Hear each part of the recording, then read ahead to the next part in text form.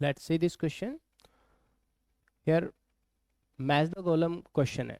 बेटे यहाँ पर दो कॉलम यहाँ पर है, कॉलम 1, कॉलम 2। क्वेश्चन क्या है, क्वेश्चन को समझते हैं उसके बाद हम अप्रोच करेंगे। यहाँ पर electrons are emitted by a hot filament. यहाँ पे आप देख सकते हो डायग्राम है, यहाँ से इलेक्ट्रॉन्स इमिट हो रहे होंगे, हॉट फिलामेंट से इलेक्ट्रॉन्स इजेक्ट हो रहे होंगे बाहर। अभी क्या है, यहाँ पर इलेक्ट्रिक फील्ड प्रोवाइड कराया है इन दिस वे कुछ। अब ये क्या होगा कि इलेक्ट्रॉन्स पर फोर्स लगेगा, यहाँ पर इस डायरेक्शन में फोर्स वो फील करने वाला है, क्योंकि F is equal to minus of this, मतलब force on electron is opposite to the direction of the electric field. बेटा इलेक्ट्रिक फील्ड इधर है तो फोर्स इस पे किधर लग रहा होगा, इधर। सो इलेक्ट्रॉन यहाँ से मूव करते हुए आएंगे, ऑलराइट, और ऐसे पास होने वाले, ऑलराइट। तो इस डायरेक्शन में वो पास होंगे ऐसे, ठीक है, ए से बी की तरफ जा रहे होंगे। और यहाँ पे फोर्स कांस्टेंट है, तो यहाँ पे एक्सेलरेशन की बात की जाए तो वो कितना होगा भाई, ये एक्सेलरेशन हो जाएगा। Force on electron, charge on electron multiplied with electric field intensity provided divided by mass. तो net force divided by mass, यहाँ पे एक्सेलरेशन ऑफ इलेक्ट्रॉन हो गया। एक्सेलरेशन यहाँ पे क्या है, कांस्टेंट। तो कांस्टेंट एक्सेलरेशन के अंदर इलेक्ट्रॉन्स यहाँ पर मूव कर रहे हैं, ऑलराइट। तो चलिए देखते हैं कॉलम 1 के ऑप्शंस किससे मैच करेंगे। स्पीड ऑफ एन इलेक्ट्रॉन, क्या हो रहा है ए टू बी जाने में, भाई एक्सेलरेटेड तो स्पीड तो बढ़ रही होगी, इंक्रीजेस, तो ए मैच कर गया पी से, है ना, इंक्रीज कर रही है। चलिए आगे बात करते हैं हम, number of the free electrons per unit volume.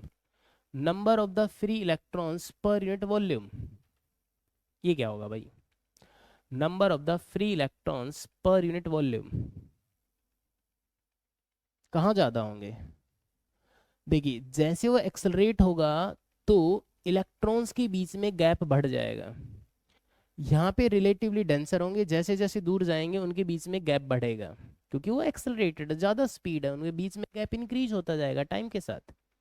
Okay, ये बिल्कुल ऐसे ही सोच सकते हो कि आप सेम स्मॉल टाइम इंटरवल के बाद में आप बॉल ड्रॉप कर रहे हो under the action of gravity. बहुत सारी बॉल ड्रॉप्स हो रही हैं, या फिर एक टैप से वाटर ड्रॉप आ रही है, ऊपर देखते हो उनके बीच में गैप कम होता है, बट जैसे जैसे नीचे जाए उनका गैप बढ़ता चला जाता है, ठीक है। तो सेम प्रोसेस यहाँ पे कुछ ऐसा हो रहा है। तो डेंसिटी घटेगी, यहाँ पे डेंसिटी ज्यादा रहेगी, number of the free electrons per unit volume higher at A lower at B, तो मतलब वो रिड्यूस होने वाला है ना, डिक्रीज, तो B matches with Q. Then C की बात करें, करंट डेंसिटी। बेटा यहाँ पे करंट डेंसिटी से मतलब है जे, आई बाय ए बोल सकते हो, है ना। तो इस पॉइंट और इस पॉइंट पे करंट डेंसिटी की बात की जाए तो जितना इलेक्ट्रॉन यहां से एंटर कर रहा होगा वहां से जा भी रहा होगा, रुक तो नहीं रहा, एक्सेलरेट जरूर हो रहा है ना। एक स्टेडी स्टेट अचीव करने के बाद जितना एंटर कर रहा है वही यहाँ से आ रहा होगा, जितना ए से पास हो वही तो बी से पास होगा। स्टेडी स्टेट के बाद जितना यहाँ से करंट एंटर कर रहा है उतना ही करंट यहाँ से बाहर आएगा। डायरेक्शन करंट के अपोजिट मान सकते हो, मैटर नहीं है, बट अमाउंट ऑफ चार्ज की बात हो रही है यहाँ पर। ए पॉइंट पे जो चार्ज क्रॉस कर रहा है उतना ही अमाउंट ऑफ चार्ज बी से भी क्रॉस कर रहा है सेम टाइम इंटरवल के अंदर। अब ये नहीं कि सर स्पीड ज्यादा तो ज्यादा क्रॉस होगी, नहीं, इसके बीच में स्पेसिंग भी तो ज्यादा हो गई ना।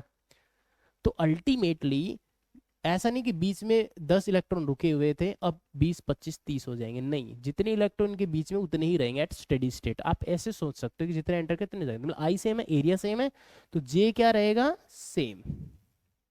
इट मीन्स करंट डेंसिटी क्या हो जाएगी, रिमेन सेम। तो इसको ये आर से मैच करेगा। इसके बाद करते हैं हम बात इलेक्ट्रिक पोटेंशियल की।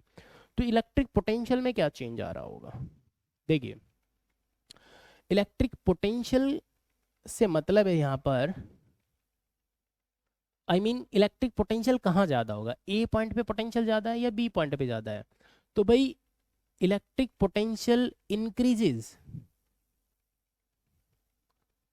increases an opposite direction of electric field, है ना। भाई इलेक्ट्रिक फील्ड की डायरेक्शन में तो पोटेंशियल ड्रॉप होता है, अपोजिट डायरेक्शन में क्या होता है, इंक्रीज। तो ए से बी जा रहा हूं मतलब मैं हायर पोटेंशियल की तरफ जा रहा हूं, सही बात है ना।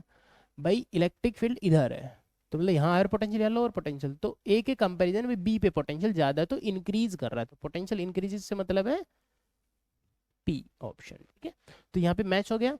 तो अब देख लिए ए मैचेस विद पी, कौन कौन से ऑप्शन में A matches with P, A matches with P, extra क्यों, ये तो गलत हो गया। हालांकि यहीं से कंक्लूड हो रहा है कि ए ऑप्शन करेक्ट आ रहा है। बी को चेक कर लीजिए, बी को चेक करते क्यों आ रहा है कि नहीं आ रहा है, सही है।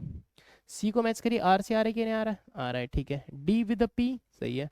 तो ये ए ऑप्शन अपना करेक्ट हो गया, राइट। तो ये इस क्वेश्चन का सॉल्यूशन था।